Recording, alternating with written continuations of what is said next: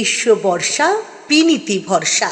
হ্যাঁ, পিনিত shopping city. নমস্কার, আপনারা দেখছেন হুগলি আপডেট। আপনাদের সঙ্গে আমি উষা। আসছে খবরে। আজ সরস্বতী পুজো, সেই উপলক্ষে হুগলি চুঁচুড়া শহরে বাগদেবীর আরাধনায় বাড়ি থেকে বারোয়ারি, স্কুল কলেজ, আবার কোথাও স্কুল বই মেলায়। হুগলি চুঁচুড়া শহরের প্রাণকেন্দ্র চুঁচুড়া ঘড়ির মোড়ে বাগদেবীর আরাধনা হয়ে গেল। গোটা ঘড়ির মোড়টা আলোকমালায় সাজানো হয়েছিল। তার সঙ্গে ছিল দৃষ্টিনন্দন মণ্ডপ ও প্রতিমা, যা পথ চলতি মানুষের নজর কাড়ে।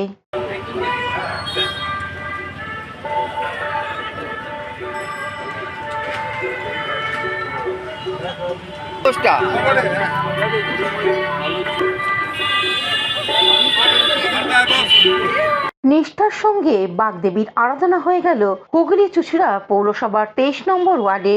সরস্বতী পুজো উপলক্ষে উপস্থিত ছিলেন ওয়ার্ডের সাধারণ মানুষ। ওয়ার্ড কাউন্সিলর দিব্যেন্দু অধিকারী নিজেই পুজো করেন ও পুষ্পাঞ্জলি দেন। এ বিষয়ে উনি কি জানান শুনবো। 12টা 14 কালকে আজকে পড়ছে, কালকে 9:45 আগে ছেড়ে যায়। এটা কোথাকার পুজো? এটা 23 নম্বর ওয়ার্ড তৃণমূল কংগ্রেস কমিটি। আপনি কাউন্সিলর পুজো করছে। বাগদেবীর আরাধনা হয়ে গেল হুগলি ব্যান্ডেল ও আদিসপ্ত গ্রামের ব্লুমিং বার্ড স্কুলে। সকাল থেকেই উৎসবের আমেজ স্কুল চত্বরে। সকল ছাত্রছাত্রী হাজির পুজোর সময়। উপস্থিত ছিলেন স্কুলের ডিরেক্টর পিসি ঘোষ ও রেক্টর রঞ্জু ঘোষ। পুজোর শেষে সকলকে প্রসাদ বিতরণ করা হয়। এবার এই পুজো প্রসঙ্গে রেক্টর রঞ্জু ঘোষ আরো কি জানাচ্ছেন শুনবো।